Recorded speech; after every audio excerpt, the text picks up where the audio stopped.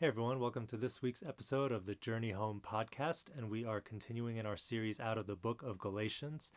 If you missed the first two episodes, you can catch up on them. But last week I shared four reasons why the Galatians were turning from the gospel, because pretty early in the letter it becomes very clear why Paul's writing this letter. He believes the Galatians are turning away from the gospel, and so we need to understand the reason that he writes it, the occasion that he writes it. But then I think it's also helpful to understand the reasons why, because if we can understand why they were tempted to turn away, then maybe that can help us to avoid the same pitfalls in our day. Because I believe the church of every age will face, to one degree or another, that temptation to turn away from the gospel, or to turn the gospel into something entirely different that it never was meant to be in the first place. And so I think that temptation is just as real today as it was in their day. And I believe Paul's letter serves as a warning. It serves as, but also a guide for believers in every age, but especially in our age, where hopefully we can avoid that same pitfall. And so, so I shared some of the reasons last week why the Galatians were tempted to turn away. And so, along a similar, line, this week I want to share two ways that we can avoid turning from the gospel, or two things that can help us to avoid turning from the gospel, because I think we also see this in Paul's letter. Okay, so the first thing I'll say is that Paul maintains a posture of humility as it comes to the gospel. Specifically, by humility, I mean that he remains teachable, he remains open to examination and correction if necessary. He's willing to have his doctrine and life challenged, as he, in later letters to Timothy, tells him to, be sure to be willing at least to have his doctrine and life challenged. Paul does the same thing in his own, he models that in his own life and ministry, and we see that in this letter. And so just a little, backstory on Paul, if you're not familiar, he does discuss it at least briefly in this letter. But Paul wasn't part of Jesus's original 12 disciples or apostles.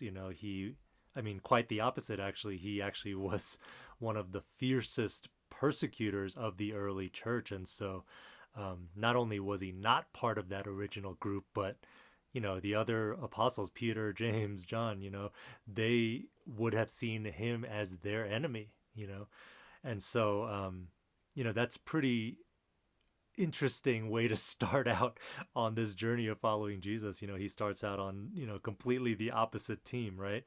And he mentions that the gospel, it's not something that he received from men. So it's not like he was taught the gospel by even the apostles, which truthfully would have been a great way to learn the gospel, but he was encountered by Jesus himself. Like, it was a dramatic encounter. You can read about it in Acts chapter 9. But Jesus literally appears to him and blinds him even, and basically explains to him how he is completely on the wrong path. He's persecuting the very person that he is actually looking for. He spent his whole life looking for. He's actually persecuting that person. And so that's how he comes to know the gospel. And so it's a pretty dramatic way. And he shares a few incidents, but you may also know that at least in the early days of the church, most of the apostles, their ministry was centered in Jerusalem. They mostly concentrated on ministry in Jerusalem and maybe some surrounding areas. But Paul's journey was completely different. And so I say all that to say that Paul had many reasons not to open up his life and doctrine to others, and specifically to the other apostles, right? He wasn't one of them. I'm sure they had some reservations about embracing him into that, that inner circle, or however you want to say it, of apostles. I'm sure that I'm sure he felt shame over his past and what he had done to the church, like I'm sure there were many reasons why he could have just stayed isolated. I mean, he was geographically isolated, that's just how his life and journey, took him. And, he mentions in the first chapter of Galatians how, he does have certain touch points. He mentions that he gets to spend a 15-day period with Peter in Jerusalem. But other than that, he actually doesn't spend a lot of time with the other apostles. But then at the start of chapter 2, he mentions that 14 years later, so he's actually spent a good amount of time already, learning the gospel, preaching the gospel, ministering. But there comes a point in his life and ministry where he realizes that he needs to, again, present his life and doctrine to the other apostles. He says he goes up to Jerusalem and, and he says he presents to them the gospel that he's preaching among the Gentiles, but privately to those recognized as leaders. I'm reading chapter 2, verse 2. And he says this: I wanted to be sure I was not running and had not been running in vain. And so, because this controversy arises where, these false teachers have infiltrated and they're telling, the believers that they need to go back to the law of Moses, make sure everyone is circumcised, and all these things, he could have easily just said, you're wrong. I know, Jesus appeared to me. You don't think I know the gospel? He could have taken a very haughty or, proud posture. But, I think he demonstrates humility in that he is willing to at least ask himself, okay, I've been pretty convinced that I've been preaching the gospel, but let me make sure, and that takes humility. And so he goes and, in this case, it turns out that, he's actually affirmed, he's confirmed. And I think it seems like at least that this trip actually ends up connecting him more to the community of the apostles than maybe he had been previously. So I think it actually ends up being very positive. I think the apostles realize that they are preaching the same message. They recognize the grace of God that's on each of them to preach to different groups of people, and so I think that it ends up being very affirming for Paul. But again, my point here is that he was humble enough, to present his life and being willing to be challenged, and for us, I think some takeaways from Paul's example is that, you don't have to have this conversation with everyone. I'm not saying, you have to necessarily open it up to the whole world to, have feedback into your life, but it's people that he trusts, people that he respects, people that he has confidence, are also obeying Jesus, preaching the gospel. These are the kinds of people, he says he did it privately to those recognized as leaders. And so he's not having this conversation with the whole church.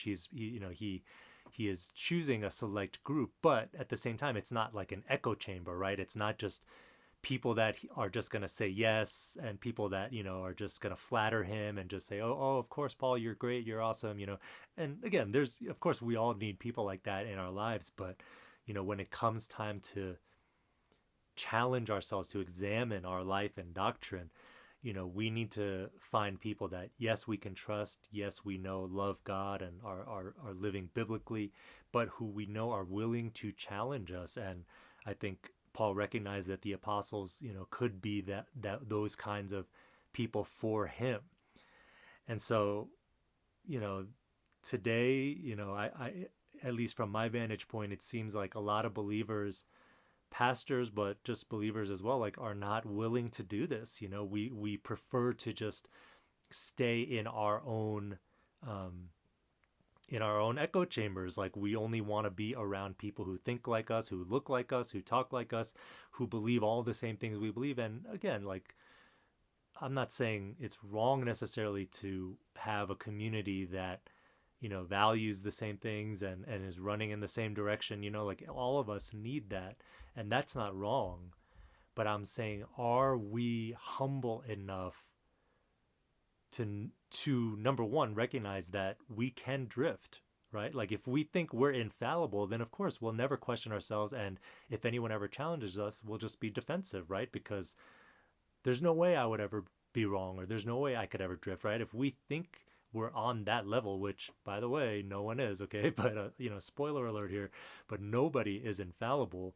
So if we think that we are, though, then we won't ever submit ourselves. But, and I see that a lot, and some of this is on social media, which granted is not the best place to necessarily have these kind of conversations, but I just see so much defensiveness. I see so much like not list, like the opposite of listening. It's just we're just all trying to make our points and argue with each other, but I don't see many people being willing to listen. And I'm not saying you have to agree with everything, but are you humble enough to at least consider, number one, that you might be wrong, secondly, that there might be a different viewpoint than yours out there, and then are you willing to, again, have your doctrine and life challenged? I'm not seeing a lot of that right now, but I do believe that there are humble believers and leaders out there, and I hope you're one of them. And if you are, I commend you. I think that's, in this day and age, it's actually becoming quite remarkable. That exhortation that James gave to the church, we should be quick to listen and slow to speak. I don't see many people living that way, but if you're one of those people, I commend you. And if you're not, then I challenge you. And again, I'm not saying that you're necessarily wrong. I don't know all of the things that you believe, but are you at least willing to consider that there are still things that you need to learn, or that you need to reconsider, or that, maybe you have veered a little bit or drifted from the gospel, or turned dramatically from the gospel? Are you at least willing to consider that? So that's my first point. I see that in the life of Paul, and I think that's something that the 21st century church can really learn from. And then the second thing that I see in the life of Paul, in this letter to the Galatians, that we also need in our day is that fierce resolve. And so these are two interesting things to hold in tension with one another, right? It's like, on one hand, he does have this incredible humility, I believe, but he also has this fierce resolve. In chapter 2, he's talking about what he calls false brothers that have introduced this false gospel. But then in verse 5 he says, "But we did not give up and submit to these people for even a moment, so that the truth of the gospel would be preserved for you." And you'll see this throughout this letter, that Paul has this fierce resolve, and so you might look at that and say, oh, but see, Paul, at the end of the day, he was right, and he stood up for what he believed in. And yeah, that's absolutely, appropriate, I believe, once you're convinced, and once you realize that actually you have been preaching the gospel rightly, and your life is lined up according to the truth of the gospel, then I think it's appropriate to have that resolve, to resolve not to give in to false gospels, and not to give in to the pressure that these people or the culture is putting on them. There is something to be said about having that resolve, and you'll see that tone throughout the letter. It's actually pretty fierce and intense, but it's because Paul recognizes what is at stake.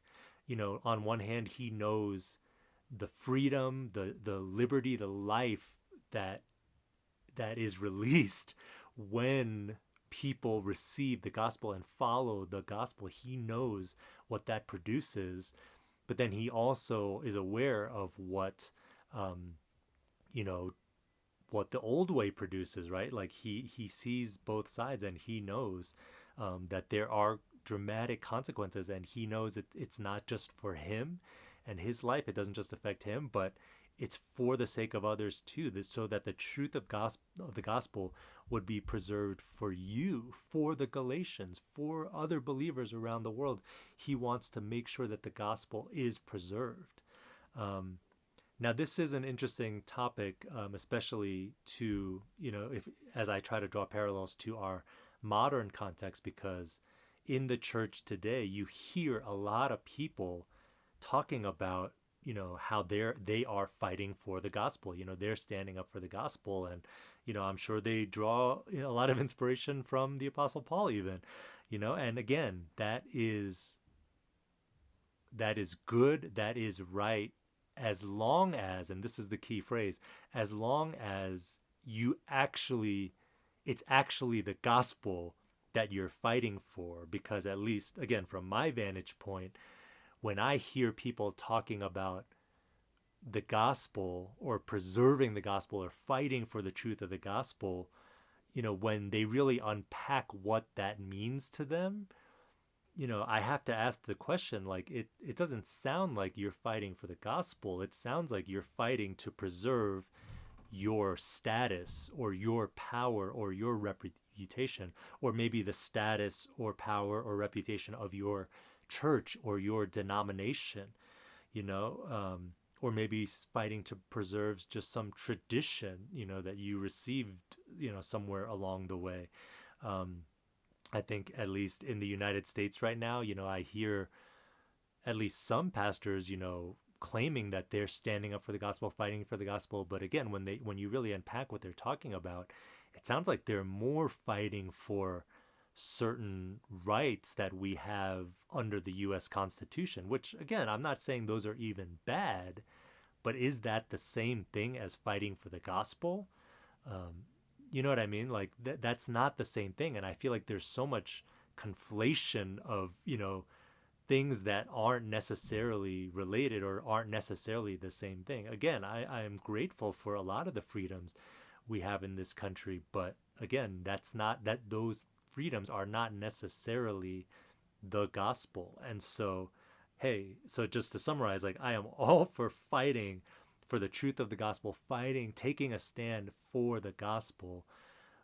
But I do have that question, for my fellow leaders and believers today. If you say you're fighting for the gospel, is that actually what you're fighting for? And so, again, how can we avoid turning from the gospel? I think we see in Paul's life, these two things that kind of feel like they are in tension with each other, but I think they are both important. We have to uphold both of these virtues, but I think we have to walk in a posture of humility, but we also have to have that resolve to fight for the gospel. And so, I appreciate the conversations that are happening, even though they're very hard and difficult.